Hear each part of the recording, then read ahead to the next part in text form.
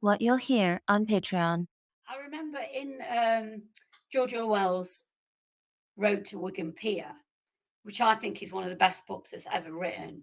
George Orwell, he quotes from the Daily Mail, and it's 1935, I think.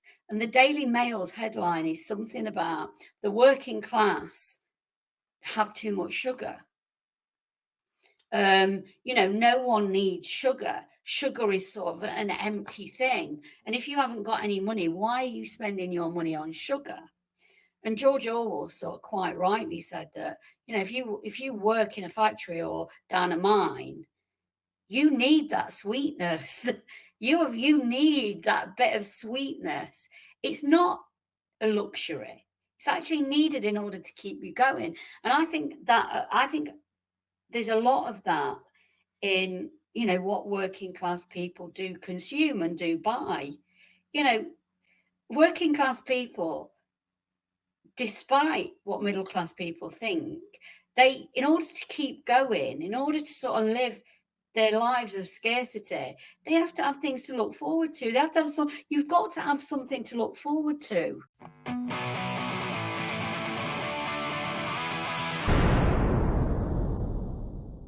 Lisa McKenzie, you are an anarchist, ethnographer, and the author of the widely cited Getting By, Estates, Class, and Culture in Austerity Britain. What do you think of that introduction? Is it still true? Are you still an anarchist and ethnographer? I am, yeah. I mean, it's all true. Everything is true. I'm still an anarchist. I am still an ethnographer.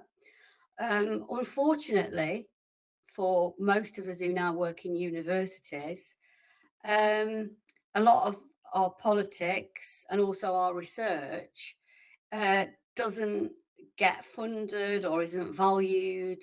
So I'm still all of those things, but does that mean that, anything that, I'm being funded, or does it mean that, the research can still go ahead like it did once?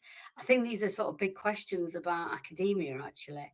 What sort of research gets funded, what sort of research gets put out, time pressures of earning money to pay rent and also trying to do research and also trying to say something interesting and important and challenging in the world. So even though I am all of those things, life, the university system, perhaps it doesn't support people like me in the way that it should. I obviously am also at a university, and I found it very difficult to get funding for the kind of critical research that you want to do, because you find yourself having to say, well, I'm going to meet these policy objectives, these sort of predetermined policy objectives. And, what I want to do is I want to sort of critique the underlying sort of basis and premise of the policy objective. Yeah. And that becomes quite difficult. And also, I also think as well, when you're an ethnographer, one of the things that you don't do is you can't say what you're going to find out. And that's proper research. And I think that, now we're in a situation where in order to get any sort of funding or any support, you need to say what it is you're going to find out. I'm going to find this out. Now, as an ethnographer, that's bad ethnography. So that's sort of that's a premise of not good research. If you can tell someone, what it is you're going to find out, then just do a literature review. Don't do the research. So I think ethnography in particular is a research method that's perhaps not understood properly in universities. It's not carried out well at all. Funders and publishers probably don't. They value the storytelling of it. Everybody wants the ethnographer on the panel to tell the story. But actually, to get that story, you might have had to do 2 years research to get that one story. So, I've sat in so many panels and sat on so many, seen so many interviews and so many sort of academic talking heads who's talking about, I did ethnography. I was 3 months in this particular area. There's no way you can do ethnography in 3 months. It's impossible. No, Getting by was a process of 7 years. Wow. So, I felt bad that it took me 7 years to write my book, but then I didn't do anything interesting like ethnography. But for those who don't know what ethnography is, can you give a bit of an explanation? What is it as a research method, as an ethos, as a way of life? Yeah, I mean, it's sort of bigger than a research method. It's, if you treat it as a research method, which is qualitative, you go into a space, you become what we could say embedded in that space. So a lot of ethnography is done in schools or workplaces. You go into a system or a structure or a space, and you become embedded in it. So a lot of ethnographers might go into a workplace or into a school, and they might do ethnography because they're the teacher, or they might work at that workplace. So therefore, they're doing research, but doing it from the inside. So, the methodology of ethnography is, interviews, it's observations, but it's so much more than that, by being embedded in that place. And for me, it's always community. It's about being embedded in a community. So, you do the interviews, you do the observations, you do the things that, they teach you in university to do, the focus groups. But these are just the way that this methodology is described. Or it's not described in that way. It's sort of those methods are used. When I do a focus group, it's usually perhaps 4 women, and we're all sat in the same cafe. And we're sat in a cafe, and we're having a cup of coffee around a table, and we're in a social place. Or in Getting By, I did a lot of my focus groups and interviews in the community centre, in a public space. So, the problem with the way that academics or the academic world speaks about ethnography is they use these sort of formal terms, but it doesn't actually describe what an ethnographer does. Doing an interview, it's not a formal interview. You're not sort of sat with someone over a table and you've got a list of questions. You might be in someone's home. The television, like when I did Getting By, I found that morning television was a fantastic way to talk to women about their lives. So, I'd go to women's houses in the morning, and there'd be sort of 3 or 4 of us, focus group. We'd have the television on. Most sort of research classes that you might take, in a university, they'd tell you that you've got to have like a script. It's got to be a quiet area so the recordings can work. If you go into somebody's home, you can't tell them to turn the television off. So, what I found is that you use your setting, as a way, as tools. And so what I found is when I went into women's houses, they'd got the morning television on, and there'd be sort of chat shows on. And we'd all sit and talk about what we thought about the people who were on the chat show. I found a lot, I got a lot of good stories about, sort of using breakfast television as a tool. And could you tell me one of these stories? Well, yeah, for example, when we was sort of sat, they'd be, say, 4 women. They would have all come round to one of the women's houses in the morning. I'd said, "Can I come round?" And they've gone, "Yeah, of course you can. We've all got a cup of coffee." And there'd be something like, I think it was Trisha. The program was called Trisha at the time, and they'd have different people come on, and they'd tell their life stories, about their husband cheating on them, or their wife, having an affair with their best mate or something like that. And what we'd do, and then, we'd sort of sit there and, we'd say, "Oh, if that was me, this is what I would do." And so what I found out from those, they were like almost like prompts. What I found out is, working class women's, the television was just prompts for what working class women's stories were about. we were talking, one of the things we were talking about was on breakfast television, there was, I'm not sure there still is, I think there still are, there was a lot of sort of shame about benefit claimants. That there are localities where virtually no one has employment has become an important myth of our time. It is asserted by senior politicians, and it provided the underlying rationale for the TV program Benefit Street. Leading think tanks write reports about it, and it provides the impetus for government welfare reforms. The idea of benefit ghettos, where unemployment is a lifestyle choice, is a powerful one that helps justify the government's cuts to welfare budgets. Yet we hope to have demonstrated that this is a myth, in the sense that it does not reflect the facts of the matter. If politicians, policymakers, and those who work professionally with unemployed people are seriously interested in understanding the problem of worklessness in deprived communities, they should first abandon theories and policies and practices that follow from them that position unemployment as primarily the product of a culture of worklessness, held in families, passed down the generations, circulated in deviant subcultures, and concentrated in welfare ghettos. If a culture of worklessness cannot be found in the extremely deprived neighborhoods we studied, then they are unlikely to explain more general patterns of worklessness in the UK.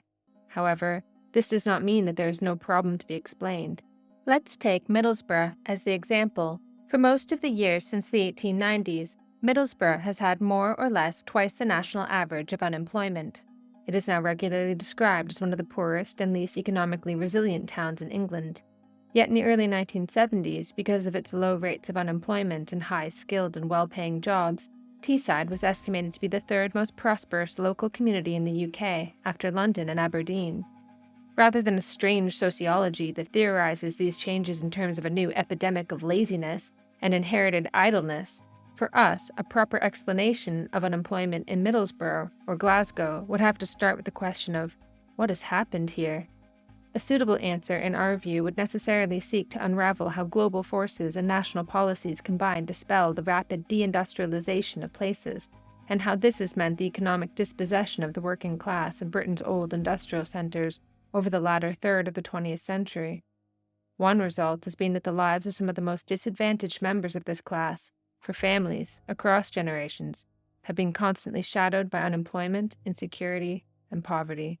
This to us seems the start of a more persuasive story than one that pretends that there are places where no one works, benefit streets where families have never worked for generations, and where unemployment is a preferred way of life.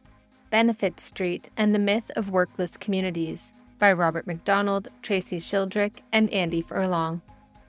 Sociological Research Online, Volume 19, Issue 3, September 2014. If you're a benefit claimer, you're lazy or whatever.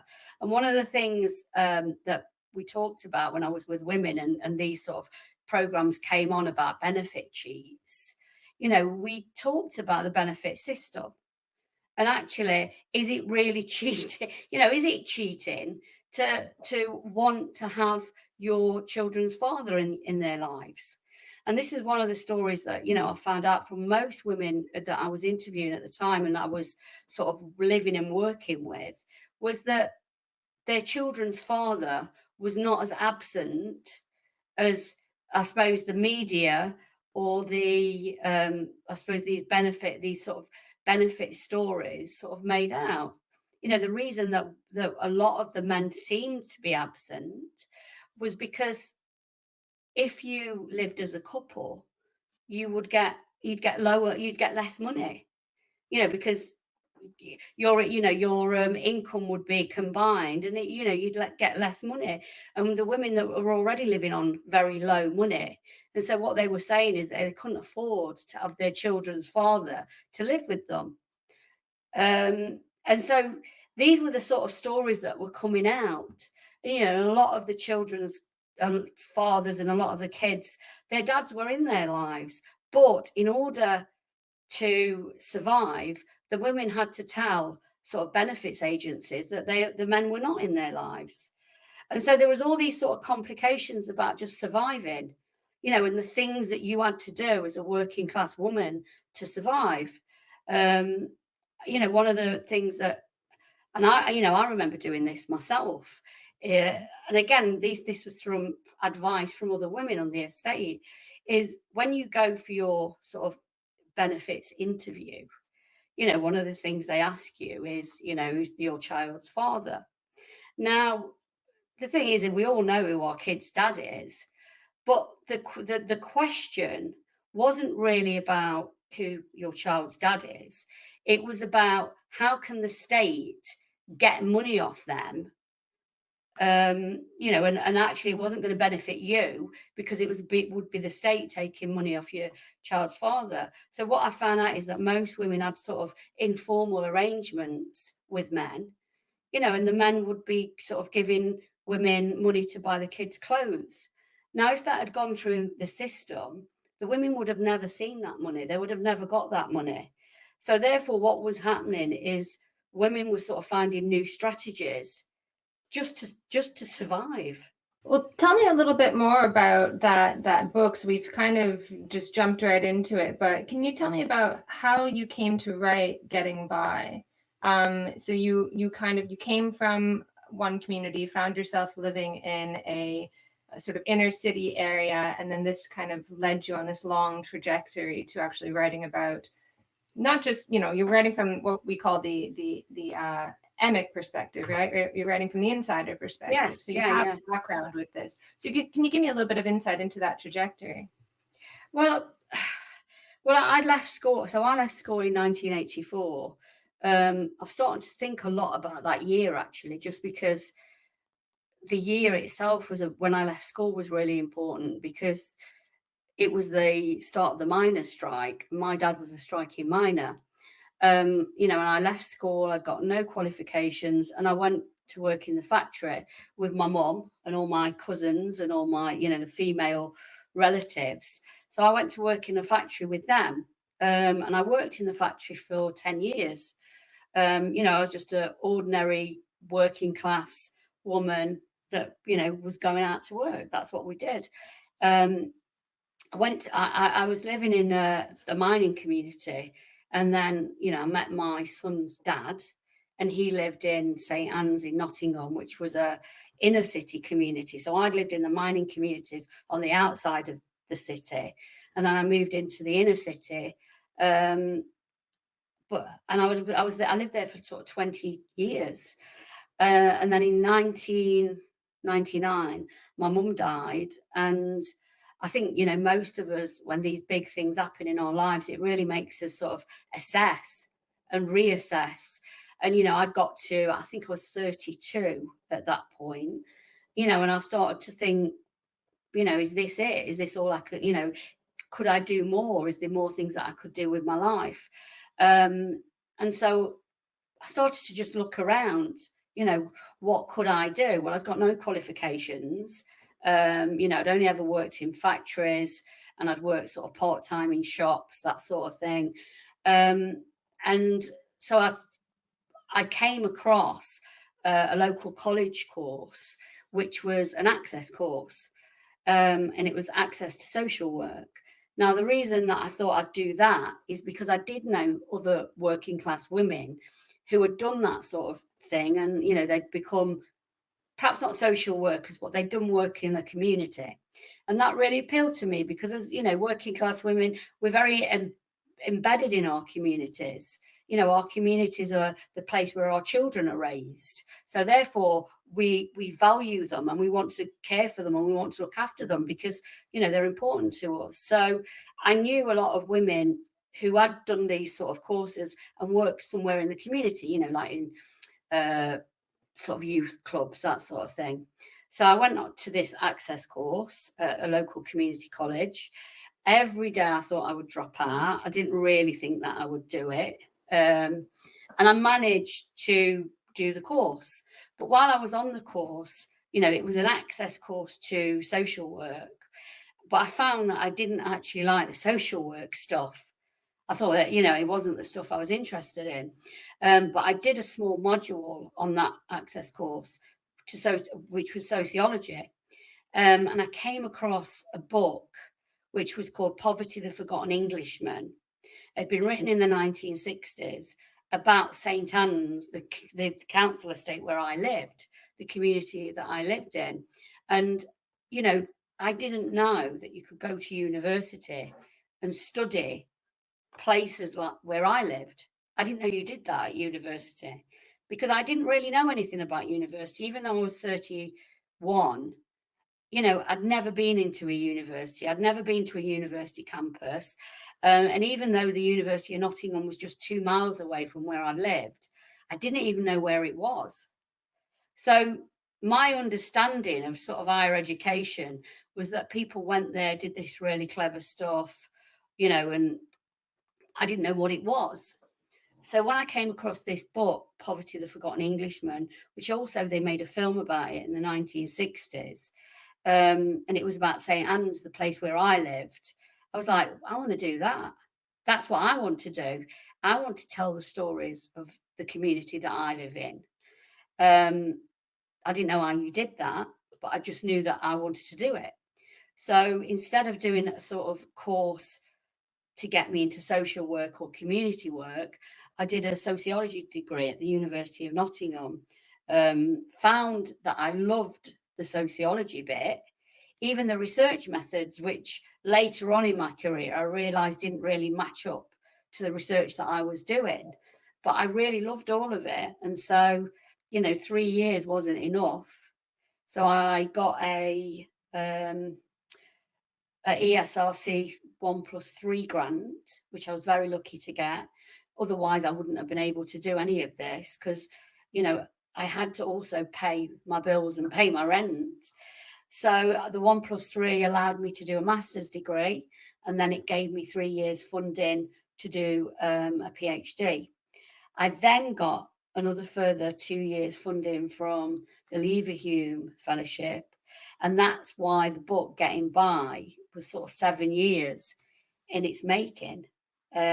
Because it was part of my PhD. It was also part of the Leverhulme Fellowship grant that I'd got, and you know, and then I also had to write it up. So it took 7 years to do. I was very lucky that I got those sorts of grants and that funding. Otherwise, it would have never happened. You know, and the conclusion was that there was a book out there that was written by a working class woman from that council estate. When you went back into that community now as an ethnographer, did you have difficulty kind of, you know, there's the famous story in all these ethnographies of like getting in, you know, like the moment I knew that I was accepted by the natives. Yeah. Did you have any difficulties with that coming to people as a researcher? Maybe, I don't know if you were researching friends or people that you already knew, but were there any tensions there?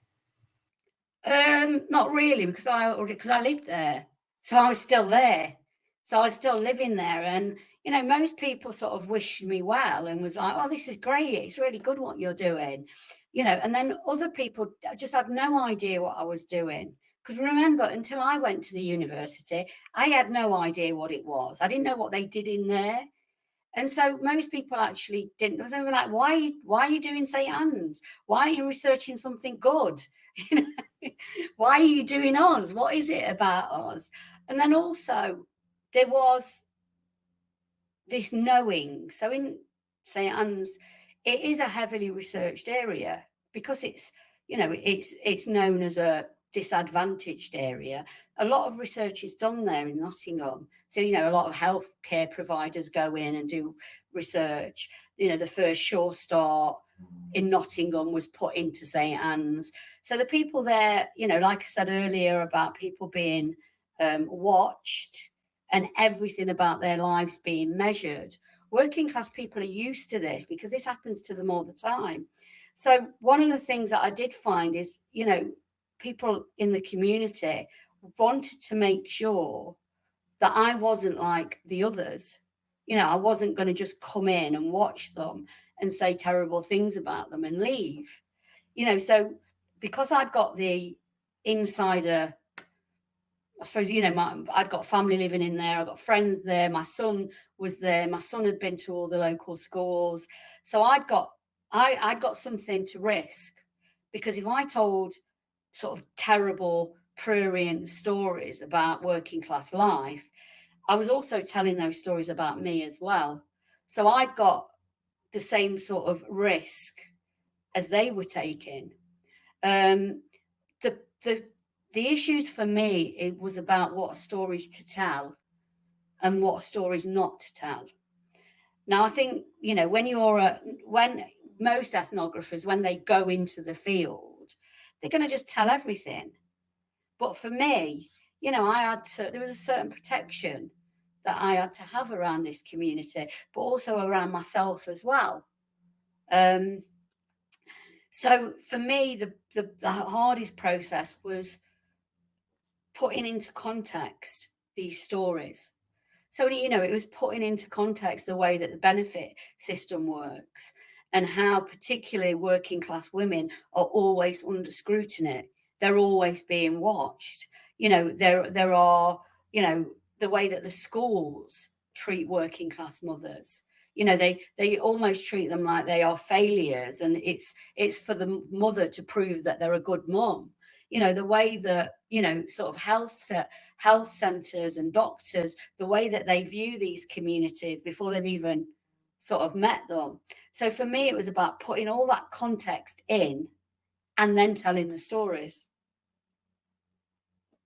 A lot of what you're saying reminds me of research in Canada around Indigenous people, which I harp on about endlessly on this podcast. So perhaps I won't go into it too much, but that's exactly it. Like, Indigenous people are studied to death. They're just constantly observed and poked and prodded, and just like, why won't you behave right? Like, but often through this kind of really patronizing, fawning kind of narrative, like, oh, because of the legacy of colonization, you are unable to live out your foundational role as mothers, all this crap, right? But what they're saying is you're a bad mother. That's what they're saying. Well, this is exactly how working class people are seen and treated in Britain. That they, you know, but there's no excuse. They're not given an excuse. It's just that they are bad mothers or bad people or lazy or, you know, or criminal. I mean, you know, there's either, you know, there's a kind version which is traumatized. So they will say it's not your fault because you're cognitively impaired through ACEs or whatever, adverse childhood experiences. There's that narrative, I think, too. I'm not sure in Britain, actually, the sort of kind narrative towards working class people is there in the ways that it might be there with other groups. I don't think, and that's because it's very specific to class. Because the British middle class cannot be, you know, the sort of better class without the British working class being the worst class. So the class system in Britain, it really relies on the relationship with the other. So I'm not sure that there's a kindness around working class people in Britain, to be honest. I think there is I think the British class system is cruel. I think there's a sort of innate cruelty to it. I think it needs to be cruel in order to exist. And that is what the experience of British working class people is. It's a cruelty. You know, it's about, you know, the systems being set up to be mean and to be cruel. You know, you have to sort of prostrate yourself in front of people of authority. You have to almost say, I'm so terrible, I'm really bad. You know, this is why I need your help. And this is what the women talked about a lot, is the way that you do that, but hold some of yourself back. So you're not fully humiliating yourself. You know, you know, a lot of the women, they used to say to me, for the tape. So they knew that that bit was a performance. So they knew that when they went to the school or when they went to the doctor or when they went to the housing office, they knew that what they had to do was a performance. And in order to save their own dignity and save their own respect, and this is the thing that I think middle class people don't understand about working class people. They don't understand that they hold their own dignity and they have respect for themselves. But they have to do it in a different way, because they can't, if you go into the housing office and say, I'm very capable, I'm very resilient, whatever you throw at me, I'll deal with it. If you say that to them, they'll go, well, all right then, piss off, go and do that. So in order to get any support in your life that you might need because you are disadvantaged by the class system, you have to perform being rubbish. And all the women knew that, and I know that. I mean, I know that as well. I mean, that's something that I've had to do in my life.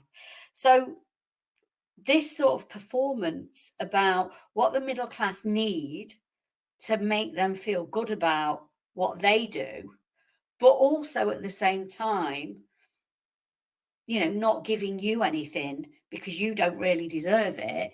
It's like this constant competition and performance all the time. And working class women have to do this. And they have to do this in every area of their lives. If you want social housing, for a start, this is what they were saying about their partners. They had to say that they were single mums, whether they were or not. They had to say that. You can't go to the council and say, we're a really capable, happy family, and we just want to live, in an affordable, safe home. You can't say that because you're not going to get it. That's not the right things to say. You have to say that, that you've got trauma, or you've got, all these other problems in your lives, because that's what our social services in the UK are now about. It's about accident and emergency. It's about dealing with the worst at the worst point. So therefore, in order for you to get any support, you've got to tell them that you're the worst at your worst point. And the whole system is set up to humiliate and to degrade. That's it reminds me a little bit of, I was talking to a friend over the weekend, and she was saying how the whole mental health narrative in universities has really flipped toward a real cynicism. Because for a long time, I would always say, like, people genuinely believe in their vulnerability. But she was like, no, they know they're gaming the system. Yeah. Yeah. But what happens when, I'm talking about working class people who don't want to they don't want to game the system. They just want the chance of a decent life. No, I don't mean gaming the system in the sense of like the system itself pushes people toward this. Like, in order, especially like in universities, it's highly competitive, and they're like, everybody go to universities to be able to compete better in the workplace. They're like, well, if everybody has a university degree, how's that going to solve that problem? Yeah. And so they have something extra, right? Yeah, I mean, also, I've worked at elite universities, and the amount of, I'm going to say, I don't care, the amount of sort of elite students that have somehow got learning difficulties or dyslexia is quite astounding, actually. And you read their work and you go, well, I've got members of my family that have got dyslexia. With all the will and the help in the world, they wouldn't be able to put things together like that. Yet, I've taught elite students and that's what it is. It's about sort of gaming that system, and I think that's a good example of the British class system. One group of people, particularly around education, has got all the tools and all the knowledge to game that system. And so they do, and that's about good competition. But another group of people who have access to very little and actually are disadvantaged by the system have to jump through every sort of hoop to get any advantage. Well, it's not even an advantage. It's to just get some basics. Get a chance. The things that they need. And by doing that, they are then labelled as dishonest. And I think that's the way that the British class system is. I think it's a very cruel, nasty system that benefits groups of people. They know it benefits them, and they're very comfortable and very happy with that. And, and while they're benefiting from the system, unfairly, they're more than happy that there are other people who are disadvantaged by it. I don't sort of go in. I've been around the British class system all my life. I don't see any kindness in it at all. I see a cruelty. I see a real cruelty, a nastiness, a vindictiveness, and a fear. There's a real fear in it. And I think, when you work in universities, you really do see that, because the one thing that the middle class have is their sort of hold over education. And if you start to rattle that a little bit, you see that, that's the space you're not supposed to be in. And for my whole academic career, I've had to learn that the hard way.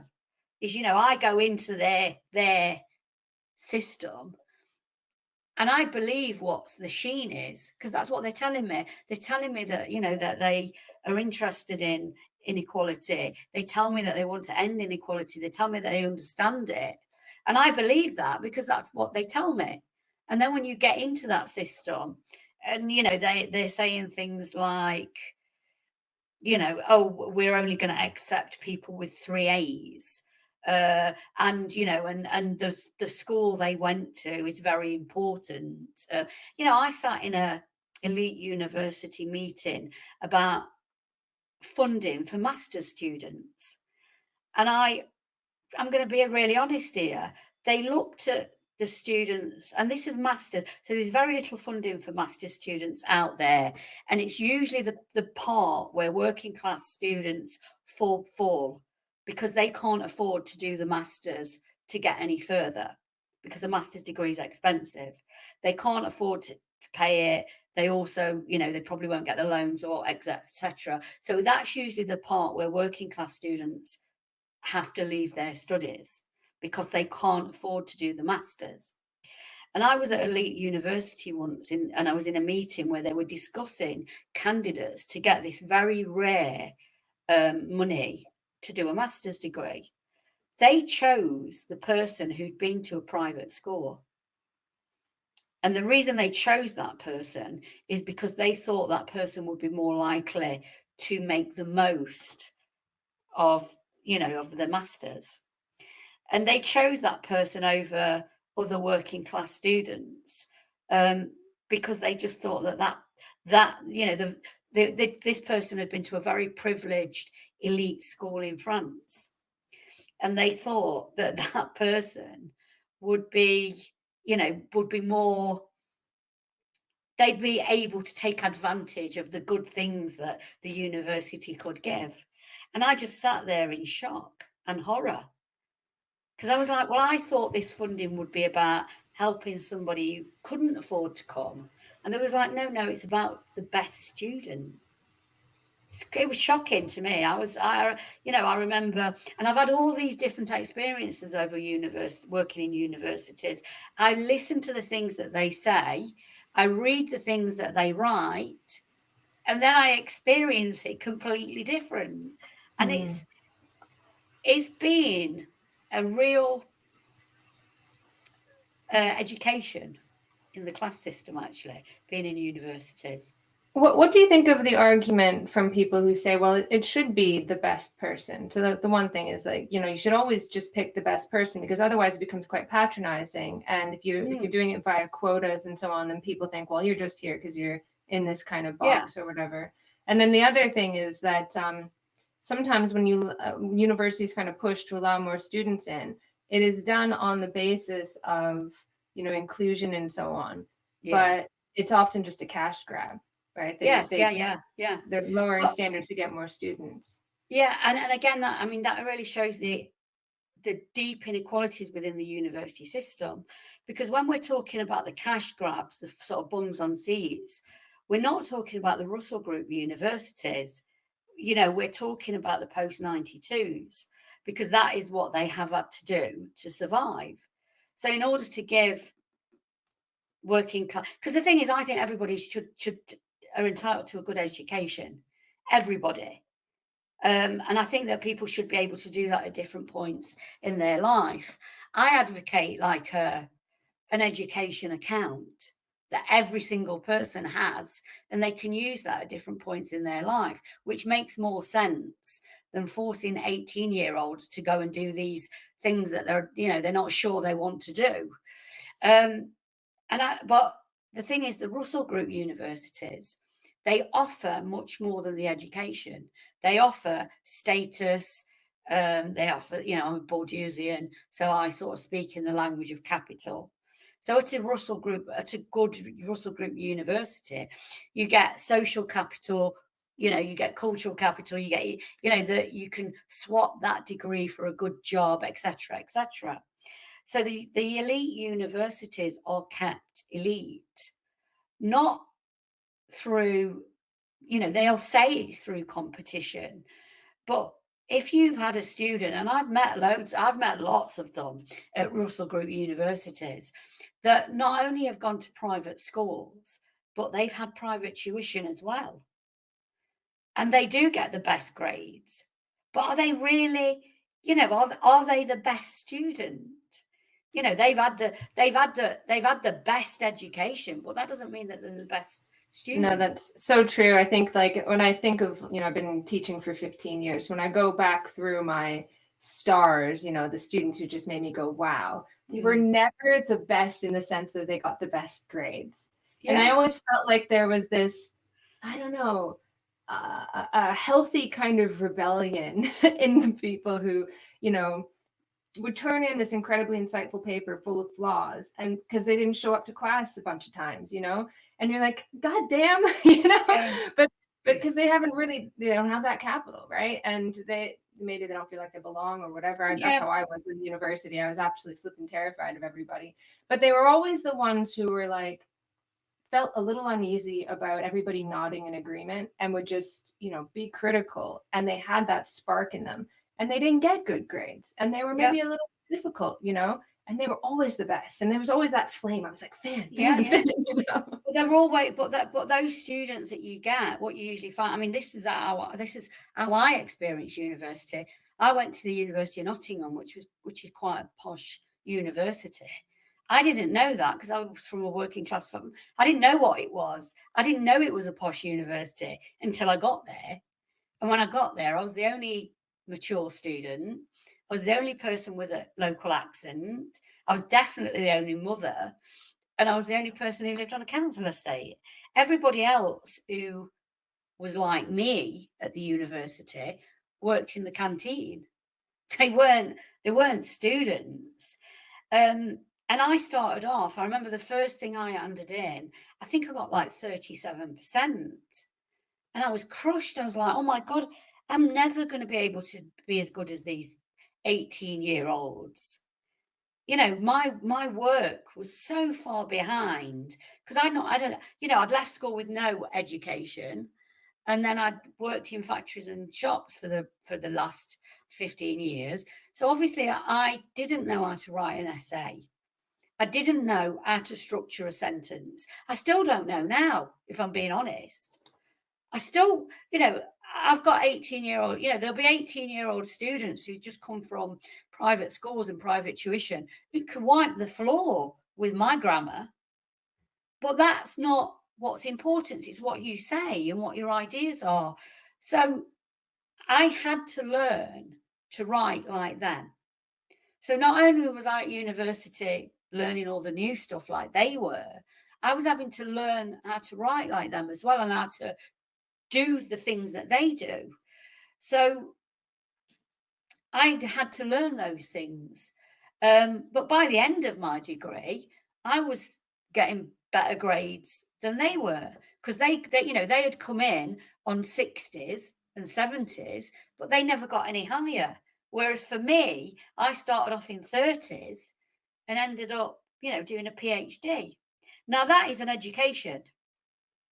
I had an education. I had, by going to university in my 30s, I had a proper education. I don't think that the young people who are going in, who A levels, or this, massive stress for them, and these are so important, and it's basically if they fail at the A levels, their lives are over. I don't think they get the education that I had. Visit patreon.com/Ashley A. Frawley for part 2.